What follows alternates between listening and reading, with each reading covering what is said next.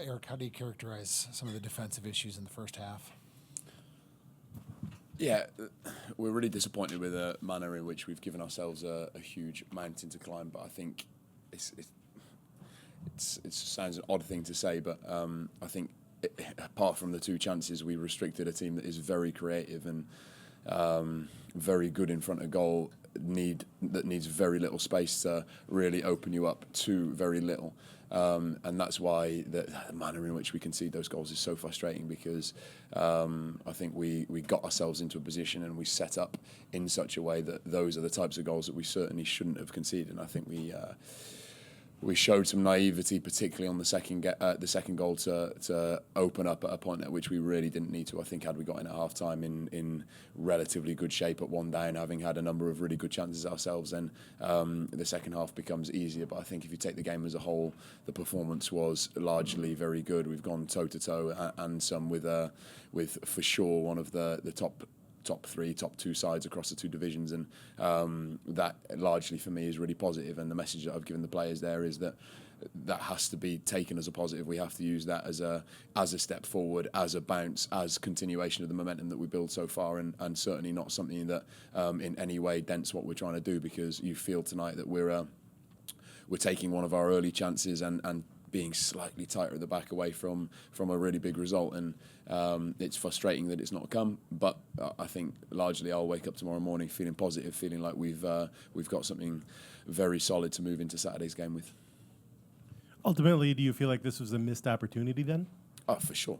I think it was a real chance for us to make a big statement in terms of the result, and we certainly left nothing out there as the game went on, and we really pushed. We really had the better of the game in the second half, and really used the momentum of the crowd. And you can't help but look back at some of the chances that we had early on and feel frustrated. I don't think you're going to get loads and loads and loads of chances against a side like that. They're very good defensively. They're a very complete team, I would say, and that's reflected in what they've done as a club and what they've done this season, what they do when they play away from home. So I think the fact that we got the number of relatively clean-cut chances that we got in the first half was almost as good as I think it would have got. I certainly wouldn't have hoped for more prior to the game, or believed that we could have created much more. So in that sense, yeah, opportunity missed, and one that we'll wake up frustrated on, but also I know that's a big step forward, and I know that's a much closer version to the version that we really want to be, particularly at home. Given the lack of clear-cut chances, do you want to see something different from Joaquin there? Maybe play it off to Bongi on that breakaway?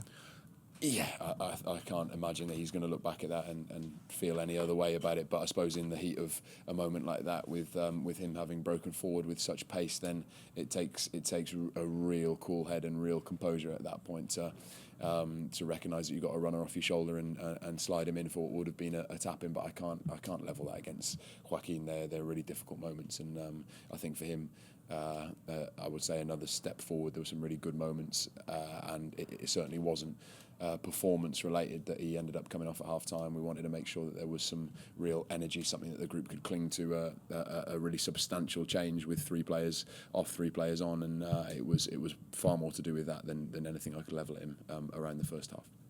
That triple substitution you mentioned, you also changed the shape a little bit. What was your thinking behind that?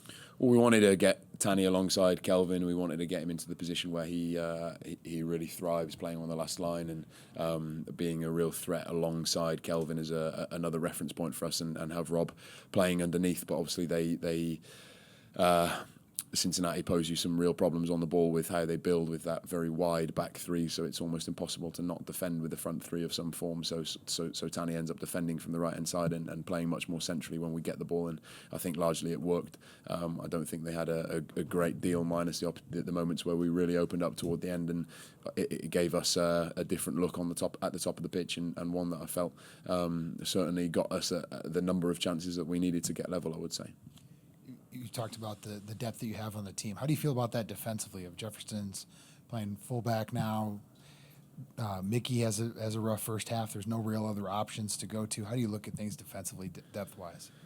Yeah, I think we've of course strengthened mostly at the top of the pitch in midfield, and haven't added beyond Jefferson haven't added real cover in the middle of the back line, where obviously typically we will defend with three. So with Jefferson and Boxy and Mickey, I do genuinely feel like on their day when they're at it, the three of them, they can be a really solid base for us, a really solid platform. But of course, we can't look back at those 3 goals that we conceded and not be disappointed. Of course, the 3 of them will be disappointed. But at the moment, I feel like they're guys that are very willing, very aggressive, very capable, and we've got to make sure that against the top teams we're almost perfect defensively, as I've said, and that has not been the case tonight. And they, the back line, the goalkeeper, will all take a good long look at that. But that for sure across that back line is more than enough for us to do what we want to do. Good players,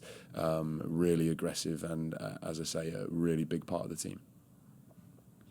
You brought some guys in at the end that haven't played a lot lately. Does it feel more like these are guys that are pushing for more playing time now, or more like this is something you can point to an example and say, this is what I want out of you. I want you to finish this game in the last 15, 20 minutes? Yeah, I think in some cases that will, I would say, be par for the course between now and the end of the season. I've made it quite clear across the group that we, as I've said previously, have a genuine sense of starters and finishers. And of course, as that game goes on, you feel like someone like Fragapane, who's got a real eye for unlocking a back line, Timu, who had a couple of good chances and did relatively well with both, has obviously got a real eye for goal. And I think in those 2 cases, then they're going to be important players for us in those situations where we're really chasing. And I don't look back and regret those 2 in any way, because I think they really contributed to the momentum. We had some good chances as a consequence of their involvement. So I think those 2 are a couple of guys that are good examples of players that in particular situations such as that can make a real mark for us.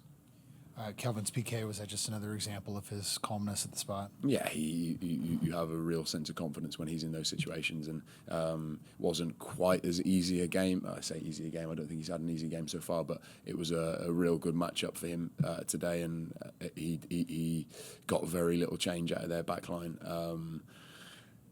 But when a moment presented itself, he was calm, composed, and ruthless, and that's what we're going to need from him. And I think all-round performance, willingness, energy, aggression, defensive discipline, it was another really good step for him. Any more, Coach? Good. Thanks, guys. Thank you.